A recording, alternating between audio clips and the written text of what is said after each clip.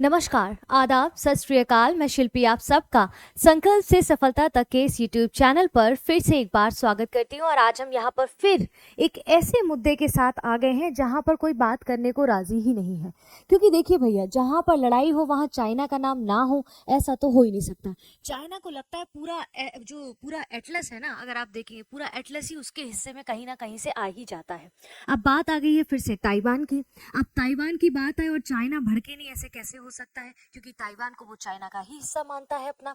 ठीक है, तो ये सारी कहानी जो आज हम यहाँ पर समझने वाले हैं, जो जापान की आप देखेंगे यहाँ पर जापान की जो पीएम है, जिनको साने तकाइची जिनका नाम है, इनका नाम है साने तकाइची, ये जापान की पीएम है। इनकी शक्लों से इंट्रोड्यूस करा देती हूँ। ठीक है, ये आप समझ, इनको तो बहुत बेहतर तरीके से जानते हैं चाइना के। ठीक है, तो ये कह रहे हैं कि China wants it's citizen, China ने अपने नागरिकों को ये वॉर्न किया है, ऐसा सडन मिलिट्री जो मूव लिया गया है जापान के द्वारा। तो वो कह रहे हैं कि भाई जापान मत घूमने जाइए, अब डोंट ट्रैवल टू जापान, इसीलिए कहा गया है। जब चाइना कह रहा है कि जापान जो है, हमारे नागरिक जो चाइना के हैं वो जापान घूमने ना जाएं, क्योंकि जापान ने जो ताइवान के साथ देने की जो बात की है, मैम ने जो है बात की गई है कि जापान के प्रधानमंत्री ने कहा है कि अगर चाइना ताइवान पर हमला करता है तो भैया हम भी उसकी जो है रक्षा करने के लिए उस युद्ध में कूदेंगे, हम आपको पहले ही अवेयर कर दे रहे हैं। अब आपको क्या लगता है, ये सारी कहानी जो गढ़ी जा रही है यहाँ पर, ये सारी बातें जो अलग अलग देशों के जो लोग यहाँ पर कह रहे हैं, वो क्या है? ये कोई नई कहानी नहीं है। इनके इतिहास को समझेंगे कि क्यों वहां से इन्होंने इस मुद्दे को जो है उठाया है और हमेशा से जो है इस युद्ध में कूदने की बात की। जब भी इनके आसपास के देशों पे या उनके लगे हुए देशों पर जो है हमला किया जाएगा तो हम भी उसमें अपनी सहभागिता दिखाएंगे, क्योंकि हम भी युद्ध इत्यादि नहीं बर्दाश्त करेंगे। ऐसे हिंसक जो है घटनाएं हम अपने आसपास होते हुए नहीं देख पाएंगे। ऐसा जापान की प्रधानमंत्री, क्या नाम है उनका, नाम बड़ा टफ है, नाम है उनका साने तकाइची। ठीक है, तो इन्होंने ऐसा बयान दिया है। तो चाइना इस पे भड़का हुआ है कि भाई तुम उसमें छेड़छाड़ क्यों कर रही हो? हमको ताइवान हमारा हिस्सा है, हमें निपटने दो उसके साथ जो भी जो मूव चल रहे हैं। अचानक से एक ऐसी बातें आई। देखिए, वहां पार्लियामेंट में बैठे हुए किसी ने वहां के जो सांसद है, उन्होंने पूछा इनसे, तकाइची से, जापान की प्रधानमंत्री से, कि भाई अगर आप किसको अपने देश के प्रति विरोध मानती हैं, या क्या है जो हिंसक लगता है आपको अगर आपके देश के प्रति ऐसा कुछ करता है? तो उन्होंने बोला कि भाई अगर कोई इस प्रकार से सैनिक हथियार लेकर हमारे आसपास के देशों में या हमारे मित्र देशों में ऐसे कोई हमला करेगा तो मैं उसे अपने ऊपर हमला मानती हूँ। तो इसलिए उन्होंने कहा कि अगर चाइना ताइवान पर हमला करता है या इस तरह के मूव लेता है तो हम भी उसमें कूदेंगे। तो ये वॉर चाइना और ताइवान का कम और चाइना और जापान का ज्यादा दिखने लगा है। इनके इतिहास को समझेंगे तो चाइना ने जो है जापान को वॉर्न भी किया है कुछ चीजों को लेकर कि आप पुराने हिस्से किससे भूल गए हैं क्या। तो वो सारी चीजें उन्होंने याद दिलाते हुए इन सब चीजों को बताया है। और आपके करंट अफेयर्स के साथ साथ आपके इंटरनेशनल रिलेशंस हो, चाहे आपकी फॉरेन पॉलिसी, उसमें बहुत महत्वपूर्ण टॉपिक हो जाता है कि कैसे कुछ ऐतिहासिक मुद्दे हमेशा आपकी जड़ों से निकलकर वर्तमान में भी रिफ्लेक्ट होते हैं। और ये मुद्दा, सच बताऊं, अगर मैं आपको अपना अपना इंडिविजुअल परसेप्शन दूं तो ये मुद्दा कोई अभी ताइवान, जापान और चाइना का है ही नहीं। अब ये हो गया, जापान के मन में हमेशा से एक कुलबुलाहट रहती है सेकेंड वर्ल्ड वॉर के बाद कि भाई ऐसे कैसे तुम किसी पे भी वॉर जो है झंडा गाड़ दोगे, ऐसे नहीं चलेगा। तो ये पुराना ऐतिहासिक जो कुंठा कहूं या ऐतिहासिक जो मन में एक विचलन पैदा करता है ना, ये युद्ध वाली स्थिति, तो वो आज भी जापान के मन में है चाइना को लेकर। तो वो सारी चीजें अब उभर कर आ रही हैं। और आज के समय में डोंट ट्रैवल टू जापान के लिए चाइना ने जो वॉर्न किया है, उसको लेकर सारी डिस्कशन हम यहाँ पर देखेंगे, काफी इंपॉर्टेंट है।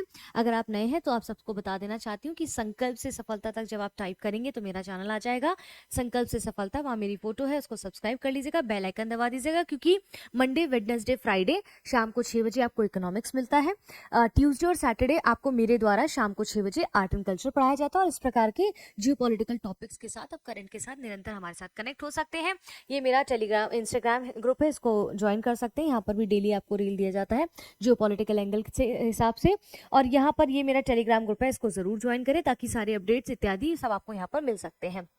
चलिए, समय न जाया करते हुए यहाँ पर जो चीन ने ताइवान विवाद पर जापान न जाने के अपने नागरिकों से जो दरख्वास्त की है, जो उसको सलाह दी है, उन्होंने कहा है कि जापान की प्रधानमंत्री सनाए तकाइची ने ताइवान के संबंधी बयानों पर जापान की राजधानी टोक्यो के राजदूत को तलब किया है। उन्होंने यहाँ पर जो है उसको इन्फॉर्म किया है, चीज़ों को बताया है कि भाई इस तरह से जो है हम प्रतिबंध करते हैं कि वहाँ पर जो है इस तरह की चीज़ें होंगी। तो जापान कहता है कि हम अपने जो है वहाँ पर अपनी आर्मी आर्मी को अपनी उसको लेकर आएंगे तो आप संभल कर रहिए। उसके राजदूत को इत्तला कर दिया है जापान उसके चाइना के, ठीक है। जापान की राजधानी टोक्यो है ना, तो ताइवान संबंधी बयानों पर टोक्यो के राजदूत को तलब किया है इन्होंने। इसके बाद चीन ने आरोप अपने नागरिकों को जापान की यात्रा न करने की अपील की, जैसा कि हमने देखा। इस वीक में तकाइची यानी कि जो प्रधानमंत्री हैं आपके जापान की, इन्होंने सुझाव दिया कि इनके सुझाव के बाद चीन और जापान के बीच में शब्दों को लेकर बड़ी तानातानी शुरू हो गई है। यानी कि ये तीखी जो जंग शुरू हुई है ना, शब्दों के बाण से ये जो जंग शुरू हुई है, कहता है कि अगर चीन ताइवान पर हमला करता है तो जापान भी अपनी सेल्फ डिफेंस फोर्स के साथ प्रतिक्रिया दे सकता है। यहाँ पर क्या कह रहा है कि सेल्फ डिफेंस फोर्स के साथ ये प्रतिक्रिया दे सकता है। तो जापान किसको, ताइवान को सीधा सीधा समझ आ रहा है कि बचाने की कोशिश कर रहा है। तो दोनों देशों के जो विदेश मंत्रालय ने एक दूसरे के कड़े विरोध भी दर्ज किए हैं।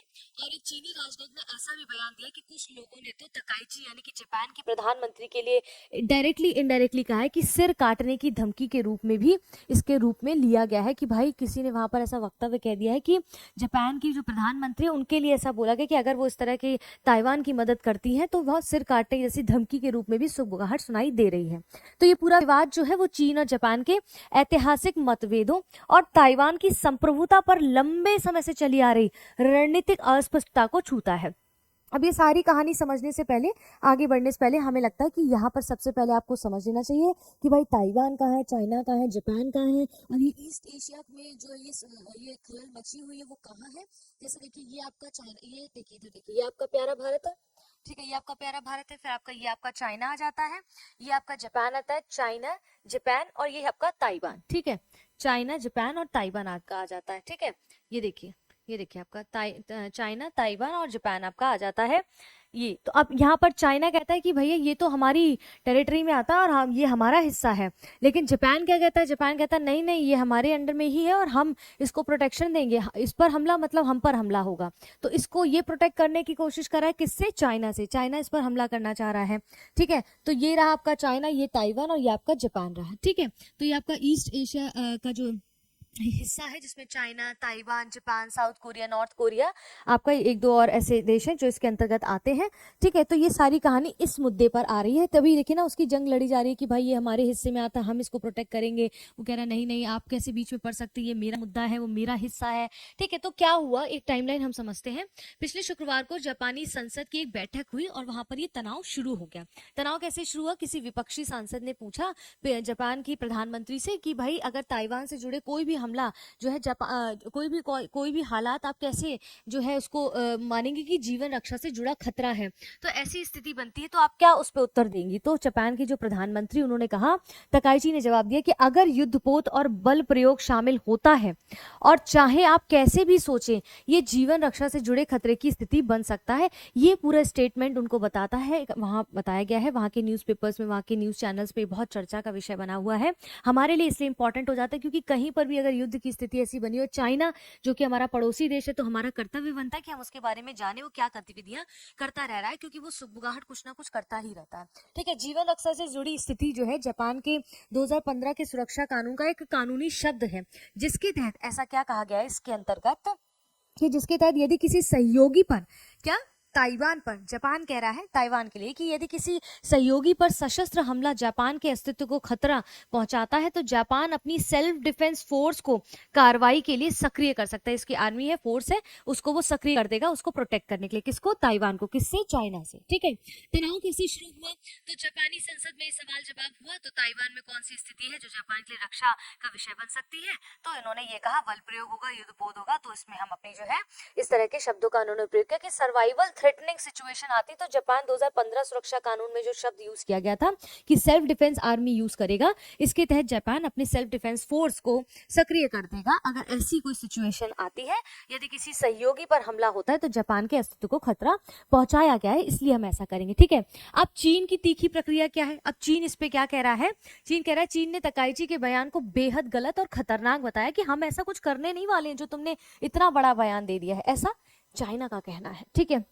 तो ओसाका स्थित चाइना राजनयिक जुए जियान ने ट्विटर पर ये टिप्पणी की, जो गंदा सिर बाहर आएगा उसे काट देना चाहिए। मतलब ये बहुत बड़ा टिप्पणी है, जो बड़ा मुद्दा बना हुआ है। ये सबकी टिप्पणियां जो ट्विटर पे, ये जो अभिव्यक्ति की स्वतंत्रता है ना, कभी कभी बड़ा द्वंद्व पैदा कर देती है। ये बयान जापान के लिए एक तरह की धमकी जैसा लगा, वहां की प्रधानमंत्री के लिए, ठीक है, जिनका क्या नाम है, जिनका नाम है साने तकाइची, ठीक है, अभी जिनको हम समझेंगे। अब यहाँ पर दोनों देशों के विरोध में जो है दोनों देशों के द्वारा जो है विरोध दर्ज किया, यानी कि जापान ने जो है कि वहां पर जो जिन्होंने टिप्पणी की है उस पर चीन से औपचारिक विरोध दर्ज कराया है। चीन ने तकाइची यानी कि जापान के प्रधानमंत्री के बयान पर जापान के लिए विरोध जताया और इनके पोस्ट के बाद इसको हटा दिया गया है। अब चीन की नई चेतावनी क्या है जापान को, कि चीन के विदेश मंत्रालय में लिखा कि जापान आगे से खेलना बंद कर दे। मतलब क्यों तुमको ताइवान को बचाना है, उसको उस पर हमला है तो हम पर हमला की बात कर रहे हैं। तो चाइना इस बात से नाराज है कि भाई तुम बीच में क्यों कूद रही हो, तुम मत कूदो उसमें। लेकिन चीन ने कहा कि जापान का ताइवान में दखल, अगर जापान ताइवान में दखल देता है तो आक्रामक कार्रवाई की जाएगी, आप गेहूं के साथ घुन भी पिसेंगे, ठीक है, इसके परिणाम जापान को भुगतने ही होंगे। भाई सीधी सी बात है। आपने कहा चाइना, ताइवान और जापान इस प्रकार से बिल्कुल मिड में है, तो चाइना कहता है ये मेरा हिस्सा है, जापान कहता है अगर आपने हम पे किया, इन पर हिस्सा हमारे अपनों पे हमला किया तो हम समझेंगे हम पर भी हमला, तो हम कूदेंगे भाई, ठीक है। एक मित्रता नाम की भी कोई चीज होती है कि नहीं। चीन ने जापान जाने से नागरिकों को इसीलिए मना किया क्योंकि ताइवान पर जापान की उकसाने वाली टिप्पणियों के कारण नागरिक जापान की यात्रा ना करें। क्यों, अगर हम उनपे, चाइना कहता है अगर हम उनपे इस प्रकार से कोई वॉर करते हैं या कुछ ऐसे आक्रामक चीजें करते हैं तो हमारे नागरिकों को उसमें कष्ट ना पहुंचे, हमारे नागरिकों को हर्ट ना हो। क्योंकि अगर इस प्रकार की परिस्थितियां बनेंगी या द्वंद्व होता है या इस प्रकार के कोई भी छोटा मोटा वॉर होता है, किसी वॉर होता है, ठीक है, मैं उसे छोटा मोटा कहकर उसे कंसाइज नहीं करना चाह रही, उसकी महत्वता को कम नहीं करना चाह रही। तो वॉर अगर इत्यादि की ऐसी सुगबुगाहट बनती है तो इसमें भाई चाइना के नागरिकों को क्षति पहुंचेगी। तो इसीलिए वहां के जो है जो राजनायक है उन्होंने बोला है कि भाई आप जापान की यात्रा मत करें, क्योंकि अगर वहां आप गए तो वही सेम स्थिति होगी जैसे जापान ताइवान में कूद रहा है, तो गेहूं के साथ घुन पिसने की स्थिति को समझाया गया है, ठीक है। अब ये पूरी कहानी समझिए। अब अचानक से ये सारी चीजें हुई। देखिए कोई भी चीज होता है ना, हम सबके जीवन में कोई एक ना एक दुश्मन जरूर होता है। तो वो जो दुश्मनी है ना, वो आज की नहीं होती है, वो बहुत पुरानी होती है और उसमें घी डलता रहता है, चीजें ठीक होती हैं, घी डलता रहता है, फिर चीजें ठीक होती है, लेकिन क्या वो प्रॉपर रूप से सही हो जाती है? नहीं। तो पुरानी कड़वाहट कहीं ना कहीं प्रेजेंट में दिखती है, रिफ्लेक्ट होती है। उसी को यहाँ पर समझते हैं कि इनकी शत्रुता कोई आज अचानक से नहीं, कि जापान आके और ताइवान की मदद कर रहा है। एक्चुअली जापान बता रहा है कि भाई अब हम नहीं सहेंगे, वो दौर अलग था, ठीक है। तो अब सब अपनी अपनी जो है क्षमता, अपनी सैनिक क्षमता का प्रदर्शन करना चाहते हैं। यहाँ पर एक तरीके से पुराने समय से ही तनावपूर्ण इनके रिश्ते रहे, किसके? चाइना और जापान के। या ताइवान का कोई लेना देना, चाइना और जापान के ऐसे कड़वाहट भरे रिश्ते रहे हैं। क्यों? क्योंकि 1800 के दशक में कई युद्ध हुए। सेकेंड वर्ल्ड वॉर के दौरान क्या हुआ कि जापान का चीन में क्रूर सैन्य अभियान हुआ, ठीक है। चीन के द्वारा इतिहास का उल्लेख दिया गया है कि चीन के विदेश मंत्रालय ने हालिया बयान में कहा कि अगर जापान ताइवान जलडमरू में हस्तक्षेप करेगा तो पीएलए के लोहे की दीवार के सामने भरी नुकसान उठाना पड़ेगा। यानी कि चाइना जो हमेशा अपनी उसकी बात करता है ना, चाइना हमेशा जो है आप देखेंगे कि अपनी आर्मी को लेकर कहता है एकदम लोहे की वॉल के रूप में उसको दिखाने की कोशिश करता है। चाइना क्या करता है कि पीएलए की जो बात यहाँ पर करता है, मैं आपको इसको थोड़ा सा क्लियर कर देती हूँ ताकि आपका ना चीजें उसमें थोड़ी सी क्लियर हो जाए, ठीक है। तो यहाँ पर कहता है चाइना कि भाई ये जो आपका पब्लिक लिबरेशन आर्मी जो है ना, चाइना हमेशा इसकी धमकी देता रहता है। वही सेम वही अपनी आर्मी का प्रदर्शन करता है कि और लोहे की फौलाद की तरह है, आप उससे टकराएंगे तो आप चकनाचूर हो जाएंगे। तो लोहे की दीवार के सामने अगर आप आएंगे, ऐसा चाइना कहता है पीएलए के लिए, यानी कि पब्लिक लिबरेशन आर्मी के लिए अपनी कहता है कि अगर आप इसके समक्ष लड़ने की कोशिश करेंगे तो आप भी चकनाचूर होंगे, चाहे फिर वो कोई भी हो। यानी कि संदेश स्पष्ट है, जापान को अपने अतीत से सीख लेनी चाहिए। अब चाइना कह रहा है कि अगर आप इस तरह के हस्तक्षेप करेंगे, चाइना क्या कह रहा है, चाइना जापान से कह रहा है कि अगर आप ताइवान में हस्तक्षेप करेंगी मैडम तो आपको इसका दंड झेलना पड़ेगा। यानी कि अगर आपने इन पर हस्तक्षेप किया, हमारे द्वारा इन पर कोई भी कार्रवाई की गई और आपने यहाँ पर इनकी मित्रता दिखाने के लिए हस्तक्षेप किया, तो आपके साथ वैसा ही हाल होगा जैसे कि पहले हुआ था। क्योंकि कह रहे हैं कि अपने अतीत से सीख लें, आप अपने अतीत से सीख लें कि पहले भी इस तरह की कार्रवाई करके इन पर क्षति पहुंचाई गई है, तो इस तरह से इसमें हाथ ना डालें आग में, ठीक है। यहाँ तक स्पष्ट हो गया। तो इनका ऐतिहासिक कारण भी जो है दिखाई देता है। ये देख लीजिए, दोनों के खूबसूरत चेहरे यहाँ पर हैं, खूबसूरत चेहरे हैं। लेकिन अब चाइना के बारे में मैं क्या ही बोलूँ, मुझे लगता है कोई भी दुनिया का युद्ध हो वहाँ चाइना अगर ना हस्तक्षेप करे, चाइना और अमेरिका तो ऐसा लगता है कि बने ही पूरे ब्रह्मांड को चलाने के लिए हैं। आप देखेंगे अमेरिका में डोनाल्ड ट्रंप की अगर हम बात करें तो चाहे टैरिफ को लेकर बात हो, या फिर कहते हैं कि चाहे यूएनएचआरसी में उन्होंने कोई बात की हो कि भाई मैं तो सब जगह युद्ध शांति की बात कर रहा हूँ, मुझे नहीं पता कौन से युद्ध शांति की वो बात कर रहे हैं, वो उनका इल्यूजन होगा। खैर ठीक है, यहाँ पर ये चाइना के हैं, ये आपकी जापान के प्रधानमंत्री हैं, तो दोनों की शक्लें देखिए कितना अंदर अंदर कितनी घुटन है, लेकिन हैंडशेक इस प्रकार से करे जैसे कितने घनिष्ठ मित्र हैं। तो इनकी मित्रता हमने अभी देखी कितनी घनिष्ठ है। ठीक है, ऐतिहासिक कटुता अब भी जीवित है, वो तो कभी खत्म नहीं होगी मुझे लग रहा है। ठीक है, दोनों देशों के रिश्ते इतिहास के कारण हमेशा से बहुत ही संवेदनशील रहे हैं, बहुत ही सेंसिटिव रहे हैं, और ये नया विवाद इसी तरह इतिहास को फिर से उभार देता है। ठीक है, तकाइची जो है प्रधानमंत्री जापान की, उनका उभार और बढ़ता तनाव जापान की नई पीएम तकाइची शिंजो आबे की करीबी मानी जाती है, और अमेरिका की तरफ भी इनका रुझान ज्यादा बढ़ता गया कि भाई वो सेना के लिए या फिर डिफेंस में कहते जो वेपन्स है उनके लिए जो अमेरिका की तरफ रुख उनका ज्यादा रहता है, तो चाइना इसलिए भी चिढ़ता है उससे कहीं ना कहीं। उनके सत्ता में आने से चीन को लगता है कि तनाव और बढ़ सकता है, क्योंकि उनका संबंध चाइना का जापान के साथ नहीं रहा है। तकाइची जो प्रधानमंत्री है जापान की, वो चीन के लिए एक चुनौती, ऐसा चीन को लगता है कि वह एक रूढ़िवादी है और सुरक्षा केंद्रित नेता है। ठीक है, उनकी प्रमुख नीतियां है कि अमेरिका से संबंध मजबूत करना। किसका? जापान की बात हो रही ना। जापान अपने संबंध जो है अमेरिका से मजबूत करना चाहता है, तो चाइना को इससे भी कष्ट है, चाइना को सबसे कष्ट है। ठीक है, जापान का रक्षा बजट बढ़ाना है। दोनों ही बातें चीन के लिए चिंता का विषय कि भाई अगर ये इतना ताकतफुल हो जाएगा तो इनकी सो कॉल्ड जो आर्मी जो फौलाद है, जो स्टील की वॉल को क्रॉस करने की जो बात करते हैं चाइना, वो तो क्रॉस कर देंगी। तो इस बात का भय हमेशा से बना था। राजनीतिक चीजें ऐसी होती रहती हैं, तो राजनीति जो है बड़ा इंटरेस्टिंग मुद्दा भी है, पर सामने से अगर आप देखते हैं तब तक। ठीक है, चीन के लिए ताइवान का क्या इंपॉर्टेंस है? अच्छा, चीन क्यों इतना तिलमिला रहा है कि भाई ताइवान पे हमला करेंगे, तो क्यों इंपॉर्टेंट है या ताइवान इतना महत्वपूर्ण क्यों रखता है? क्योंकि देखिए ताइवान क्या है ना, चीन का अत्यंत संवेदनशील मुद्दा रहा है हमेशा से। चीन कहता है कि ताइवान उसका हिस्सा यानी कि वन चाइना पॉलिसी के अंतर्गत आता है।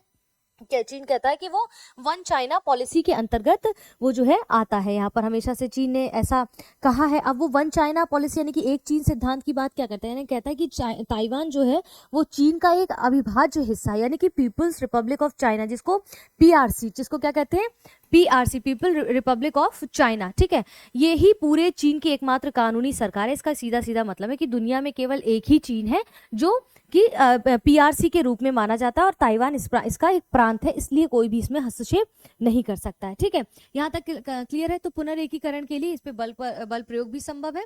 अगर इसको एक साथ लाना पड़ा तो हम बल प्रयोग भी करेंगे। ठीक है, इससे ताइवान और उसके सहयोगियों में असुरक्षा बढ़ती है, यानी सहयोगी कौन? जापान। ठीक है, क्लियर हो गया यहाँ तक, इसलिए इसका इंपॉर्टेंस है। प्रेजेंट में जो मुद्दा चला है वो यही है कि एपिक समिट घटना में, एपिक शिखर सम्मेलन जो दक्षिण कोरिया में, तकाइची ने एक वरिष्ठ ताइवानी अधिकारी से मुलाकात की थी और तस्वीरें जो है एक्स पर यानी कि ट्विटर पर डाली है, और चीन ने आरोप लगाया कि वन चाइना सिद्धांत का उल्लंघन हो रहा है। क्योंकि अब अगर आप वन चाइना सिद्धांत, जो कि पीसीआर अभी हमने बताया, पीएसआर, तो उसके अंतर्गत अगर आप हस्तक्षेप करते हैं, यानी कि वो हमारा हिस्सा है, वो हम उसमें देखेंगे क्या करना। अगर आपने हस्तक्षेप किया तो हम इसको वन चाइना सिद्धांत का उल्लंघन मानेंगे। स्पष्ट है। अब ये तकाइची कौन है, ये चर्चा में क्यों, अभी हमने समझा जैसा कई बार कि जापान की ये नई प्रधानमंत्री हैं, पूर्व प्रधानमंत्री शिंजो आबे की करीबी भी मानी जाती है, अमेरिका के साथ मजबूत संबंध भी करना चाहती है अच्छे। ठीक है, जापान का रक्षा खर्च बढ़ाने का समर्थक भी है ये, और चीन पर कड़ा रुख रखती, क्योंकि ताइवान की खुलकर इन्होंने समर्थन किया, इसलिए चाइना की विरोधी कही जा रही है आजकल। उनके बयान बीजिंग के लिए सीधी चुनौती माने जा रहे हैं। तो ये है वो जापान की प्रधानमंत्री, जिनका नाम है तकाइची, जो अभी भी प्रधानमंत्री चुनी गई है। ठीक है, ताइवान का मुद्दा इतना संवेदनशील क्यों है कि भाई इतना सेंसिटिव मुद्दा क्यों होता जा रहा है ये, जिसपे इतना ज्यादा दो देश आपस में कुत्ते बिल्ली की तरह लड़ रहे हैं? तो चीन का दावा है कि ताइवान चीन का हिस्सा है और पुनर्एकीकरण के लिए बल का प्रयोग भी कर सकते हैं। अमेरिका और जापान की जो रणनीति है वो अस्पष्टता की ओर दिखाती है, यानी कि अमेरिका ताइवान की रक्षा करेगा ये नहीं, अभी तक स्पष्ट नहीं हुआ है। ठीक है, जापान परंपरागत रूप से ताइवान पर सीधे बयान देने से बचता रहा है, लेकिन अब अचानक से कूद रहा है, तो ये भी थोड़ा सा अस्पष्ट है कि भाई ऐसा करना क्यों चाह रहा है वो। लेकिन तकाइची ने सीधा बयान दे दिया है कि यही कारण है कि माहौल गर्म हो गया है।